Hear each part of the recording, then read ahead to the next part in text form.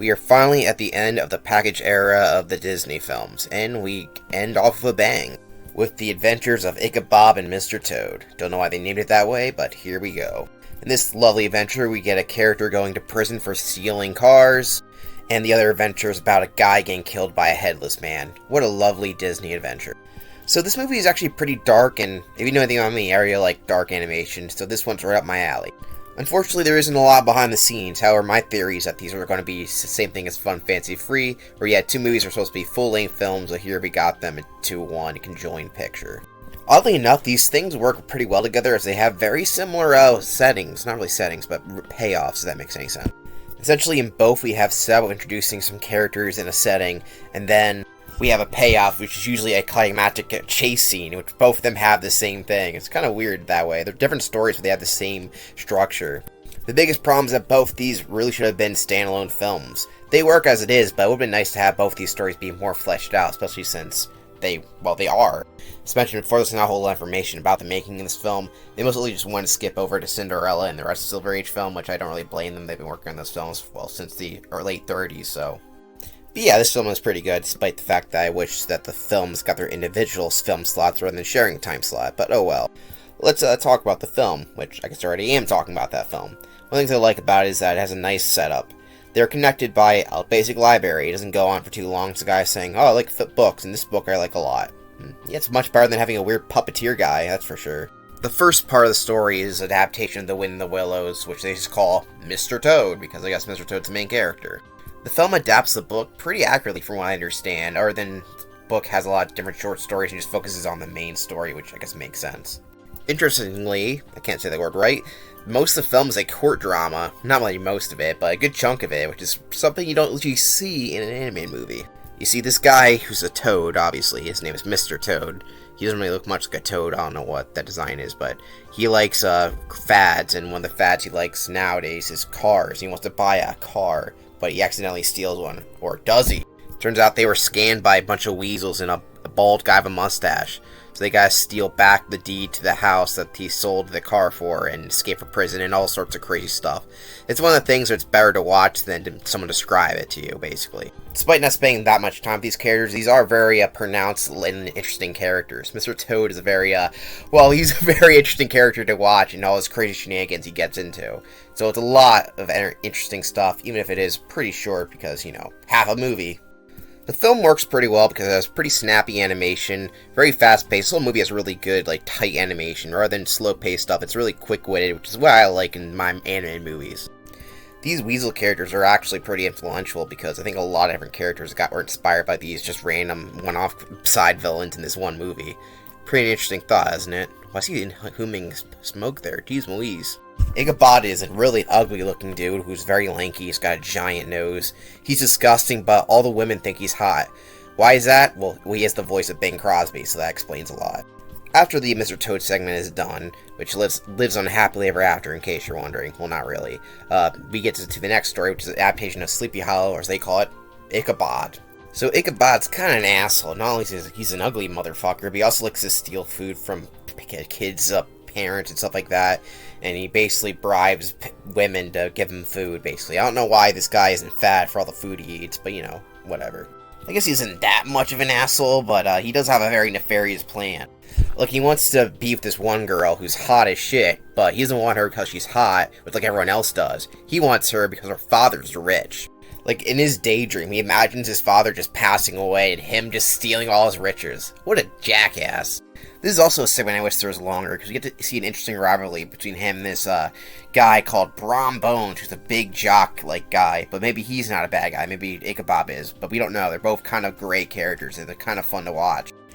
This is why I'm kind of spoiling this film, because both these stories are great, but I feel like if they had a little bit more development and a whole full whatever screen time is for a movie, a full hour and a half, we'll just say that, we would have gotten two great movies instead of a good movie, but of two half-baked films. It sucks!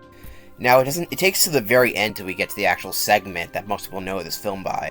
You see, after going to a party on Halloween night, Ichabod heads home, only to be scared shitless by the Headless Horseman.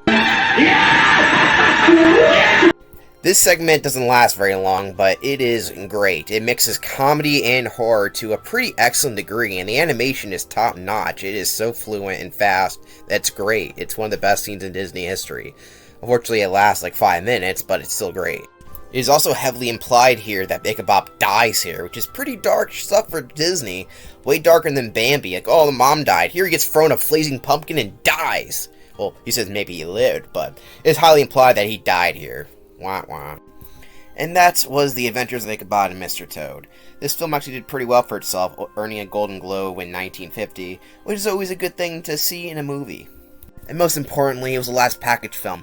Disney earned enough funds to go to the Silver Age, making higher quality, full-length animated pictures, as well as fund his new idea, but that's not related to the animated features. One of the most famous legacies of this film, well, is a ride at Disneyland, and formerly at Walt Disney World, Mr. Toad's Wild Ride. I actually think this ride's more well known than the actual movie itself, since, it's a package film. It is weird that one of them got into a ride, but this is one of the original Disneyland rides in Fantasyland, and it's definitely very weird. Like, in the end of the ride, you just go to hell. Like, quite literally, you're in hell, and it's not even explained why. I guess you just died somehow. It's pretty crazy, but a lot of people love this aspect, and unfortunately, people were really mad when they replaced it with Winnie the Pooh ride in Disney World, but I guess it makes sense. Like, who really knows much about Mr. Toad? The ride's weird, but it does look fun. I haven't rode it because I'm a Disney World connoisseur, so I haven't been to Disneyland.